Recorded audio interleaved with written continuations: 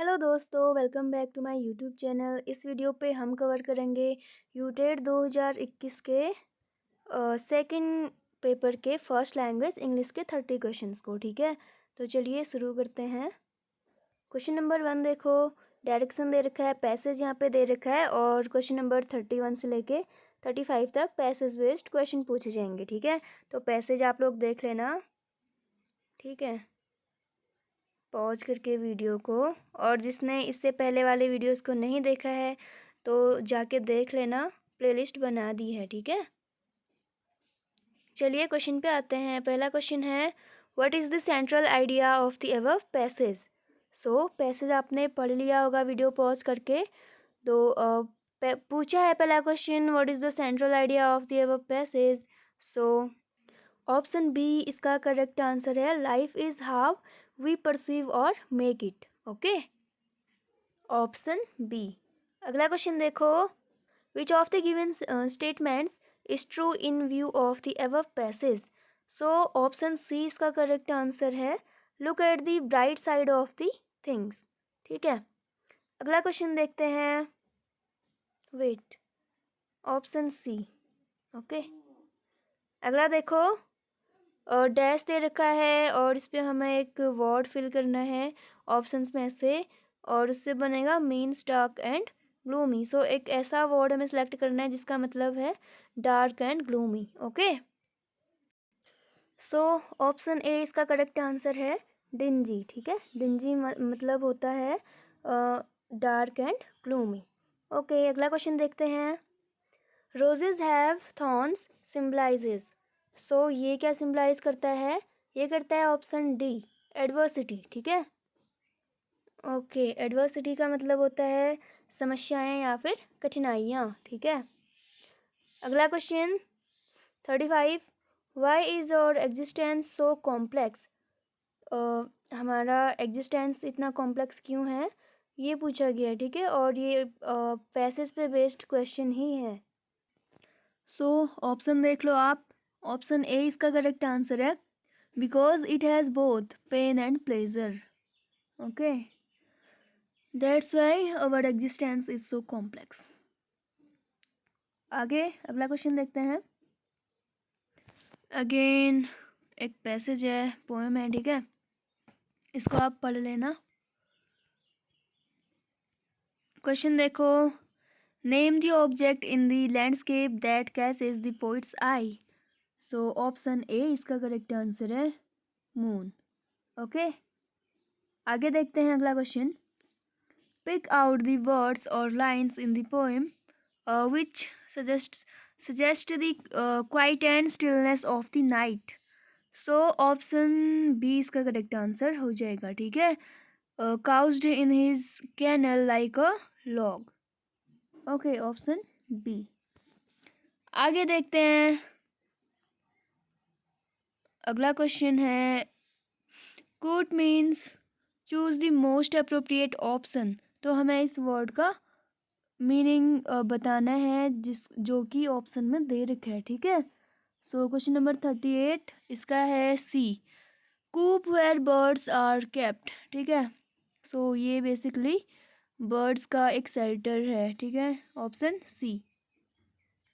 आगे देखते हैं, identify the figure of speech in sentence दे रखा है, उस पर हमें बताना है कौन सा वाला फिगर ऑफ स्पीच है। सेंटेंस है, the moon walks the night in her silver shoon this way and that she peers and sees. तो देखो मैंने फिगर ऑफ स्पीच आपको बता रखा है एंड आप इसको बता पाओगे कि ये कौन सा वाला है। ठीक है, सो यहाँ पे जो ये वर्ड है सून, ये होता है सूज का प्लूरल। ठीक है, और मून, मून चल सकता है क्या, नहीं चल सकता। और मून शूज पहनेगा क्या, नहीं पहनेगा। सो यहाँ पर कर क्या रखा है, पर्सनिफिकेशन कर रखा है। ठीक है, पर्सनिफिकेशन, ऑप्शन डी इसका करेक्ट आंसर है। बाकी सिमली और मेटाफोर मैंने आपको बताया था, और इनमें डिफरेंस क्या होता है ये भी मैंने आपको बताया था। ठीक है, आगे बढ़ते हैं। Which word in the poem means running quickly.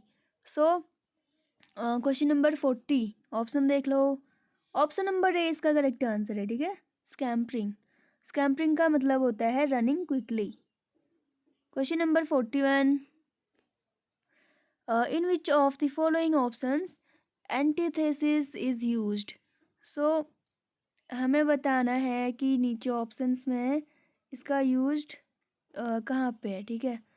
So option देखो, ऑप्शन देख लो आप, ठीक है। ऑप्शन डी इसका करेक्ट आंसर है, ठीक है। Man proposes and God God disposes. Okay, अगला देखते हैं। Which of the foreign word means in good faith. So ये होता है बोनाफाइड, ऑप्शन बी। ओके, आगे देखो।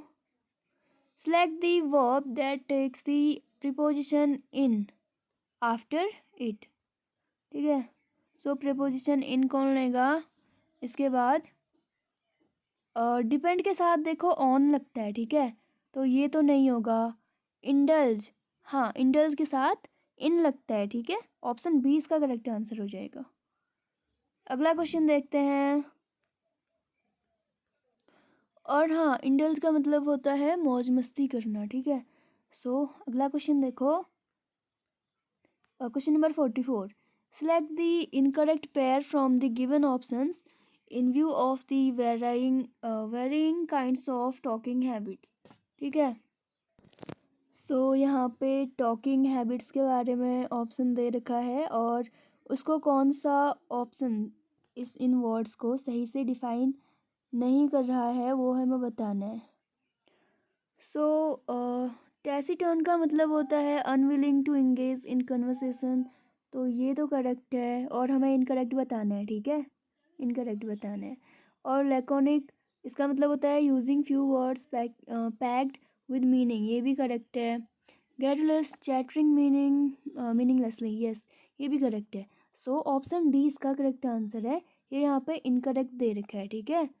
वोसिफरस, ओके। वोसिफरस का मतलब होता है शेयरिंग ऑफ फीलिंग्स, ओके। अगला क्वेश्चन देखते हैं। Replace the underlined words with one word in the given sentence, तो यहाँ पे हमें वन वर्ड सब्स्टिट्यूशन की हेल्प लेनी है, ठीक है। ऑप्शंस में दे रखा है जो सेंटेंस देखो। The bishop's address on religion and morals was the best we had this year. So हमें इसके बदले जो अंडरलाइन पार्ट है इसके बदले सिर्फ एक वर्ड को रखना है, सो वो होगा समन, ठीक है, ऑप्शन बी। और एक होता है हाइम, इसका मतलब होता है धार्मिक गीत, ठीक है। ओके, आगे देखते हैं। Which of the following is not characteristic of language. Language का कैरेक्टरिस्टिक कौन सा नहीं है वो हमें बताना है, नॉट पूछा है, ठीक है। क्वेश्चंस को ध्यान से पढ़ लेना पेपरों में।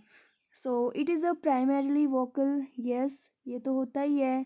And it is in arbitrary, नहीं इट इज़ आर्बिट्ररी, ठीक है। ये आपने लैंग्वेज के बहुत सारे डेफिनेशन में भी पढ़ा होगा जब आप बीएड पे थे। सो ऑप्शन बी यहाँ पे सही आंसर है, ठीक है, क्योंकि हमें नॉट करेक्ट बताना था। बाकी it is system of systems, ये भी करेक्ट है। It is a form of social behaviour, ये भी सही है, ठीक है। आगे देखते हैं। Choose the most inappropriate option regarding the importance of evaluation in education, okay. Inappropriate हमें बताना है, ठीक है।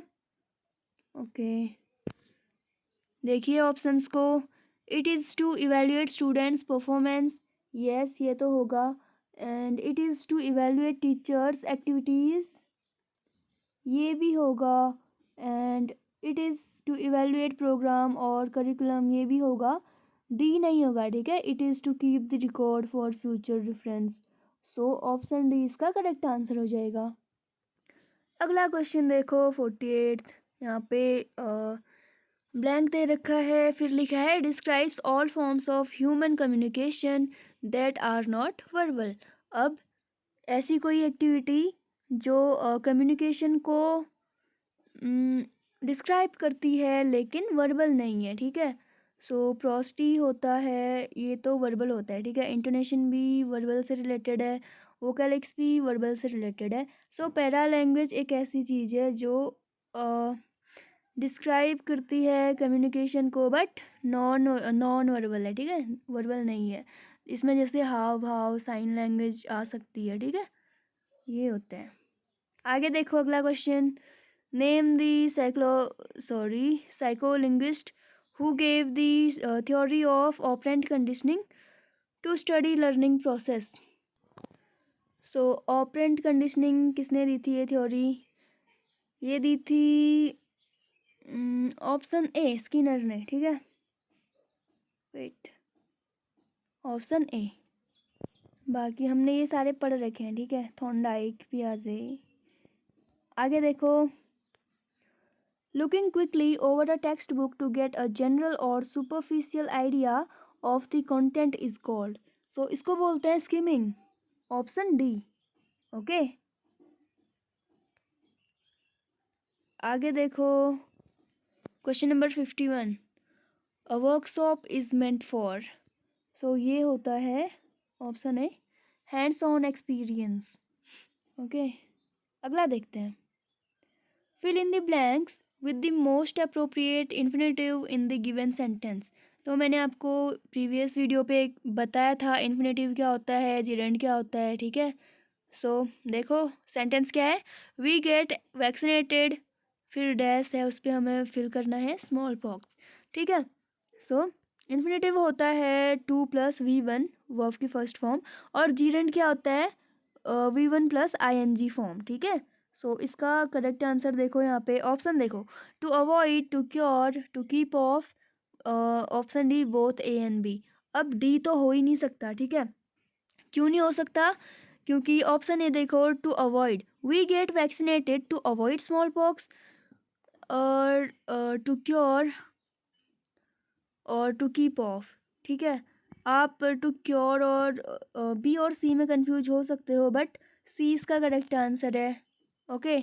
और ए नहीं हो सकता, सो ए एंड बी भी नहीं होगा, ए और डी को आप ऐसे एलिमिनेट कर सकते थे, बी और सी में कंफ्यूज होते, बट थोड़ा सा यहाँ पे अगर आपने रूल्स थोड़े बहुत पढ़े होते इन्फिनेटिव से रिलेटेड तो आप इसको समझ जाते, ठीक है। ऑप्शन सी इसका करेक्ट आंसर है। अगला देखते हैं question, question number 53, name the underlined part in the following sentence, ठीक है। तो यहाँ पे एक सेंटेंस दे रखा है और बताना है ये कौन सा वाला पार्ट है। सेंटेंस है let's go to the beach, फिर कॉमा है और उसके बाद सेल वी और फिर क्वेश्चन मार्क, तो इसको बोलते हैं क्वेश्चन टैग, ठीक है। ऑप्शन सी, क्वेश्चन टैग क्या होते हैं? जो किसी भी सिंपल सेंटेंस के बाद एक छोटे से वाक्य में क्वेश्चन पूछा जाता है, उसी को क्वेश्चन टैग बोलते हैं, ठीक है। और वो क्वेश्चन उसी सेंटेंस से रिलेटेड होगा जिसके बाद वो आएगा, ठीक है। फॉर एग्जाम्पल हम जैसे बोले समथिंग इज़ मिसिंग, इसको हम सिंपली बोल रहे हैं इज़ नॉट इट, ऐसे हम फिर उसके बाद क्वेश्चन पूछ रहे हैं, ठीक है। या फिर nothing has happened, has it, ऐसे करके हम क्वेश्चन टैग लगा रहे हैं, ठीक है। तो इसको बोलते हैं क्वेश्चन टैग। ओके, आगे बढ़ते हैं। अगला क्वेश्चन है to call a spade means. तो ये यहाँ पे इडियम है, हमें इसका मीनिंग बताना है, ठीक है। So hurt someone, speak straightforward, bully someone, या फिर expose the reality. Option B इसका करेक्ट आंसर है, स्पीक स्ट्रेट फॉरवर्ड, ठीक है, सीधे सीधे बोलने को बोलते हैं to call a spade. Okay, आगे देखते हैं question, change the degree of given superlative sentence to positive. Okay, sentence है Mumbai is the best seaport in India, ठीक है।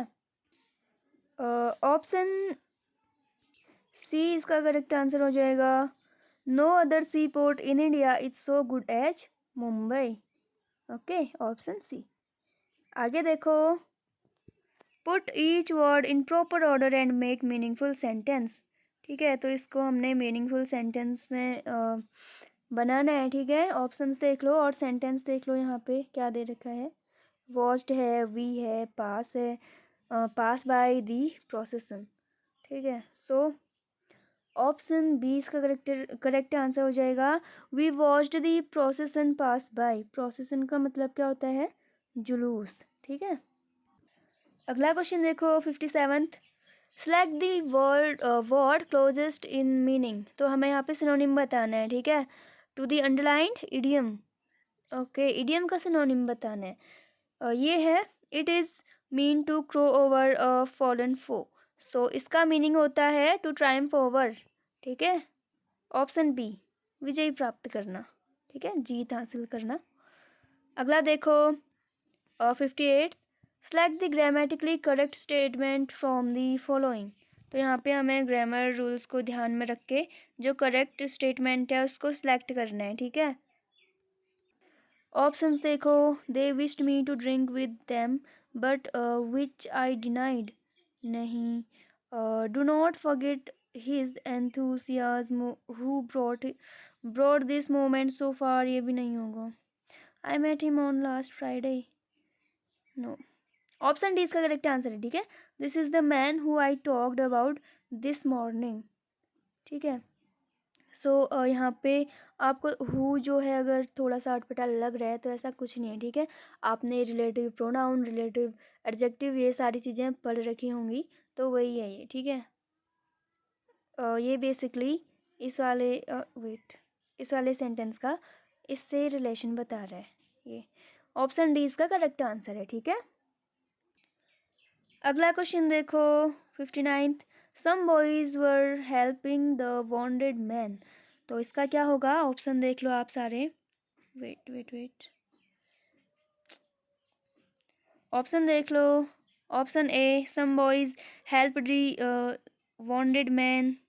Option B, the wounded man was being helped by some boys. देखो मैंने एक video पे आपको बताया था एक्टिव से पैसेज बनाने के लिए क्या करना है। सबसे पहले तो सब्जेक्ट और ऑब्जेक्ट को आइडेंटिफाई करना है, उसके बाद उनको चेंज करना है एक दूसरे से, ठीक है। तो सेंटेंस जो है वो सम बॉयज से तो स्टार्ट होगा नहीं, ठीक है, ऑब्जेक्ट से स्टार्ट होगा। सो ऑप्शन ए तो बिल्कुल भी नहीं होने वाला है, एंड ऑप्शन बी इसका करेक्ट आंसर है। The wounded man was being helped by some boys. Option B. Okay.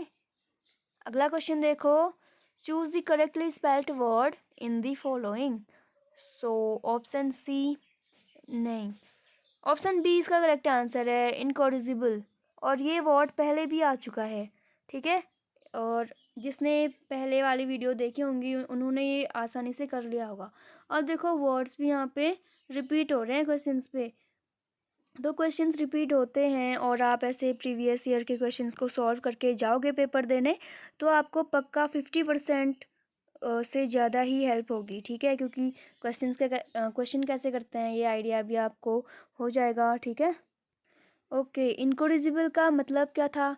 वो क्वेश्चन आया था पहले वाले पेपर में, आया था उस पर वन वर्ड सब्स्टिट्यूशन से रिलेटेड क्वेश्चन आया था, इसी वर्ड से संबंधित, ठीक है। तो इसका मतलब होता है इनकैपेबल ऑफ बीइंग करेक्टेड। ऐसा कोई जिसे सुधारा ही नहीं जा सकता, ठीक है, तो उसको बोलते हैं इनकोरिजिबल। Option B.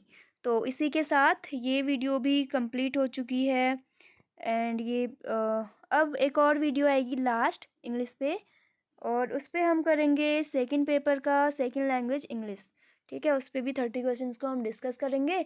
और उसके बाद इंग्लिश पे एक और वीडियो आएगी जो बाद में आएगी, ठीक है। इसके बाद इंग्लिश के बाद हम कुछ और सब्जेक्ट के क्वेश्चंस को करेंगे। बाद में इंग्लिश पे एक वीडियो आएगी जिसपे हम इम्पोर्टेंट टॉपिक्स पे कॉन्सेप्ट को समझेंगे, ठीक है, जिससे क्वेश्चंस बनते हैं आपके पेपरों में, ठीक है। सो keep practicing and stay connected. Okay, that's all in this video.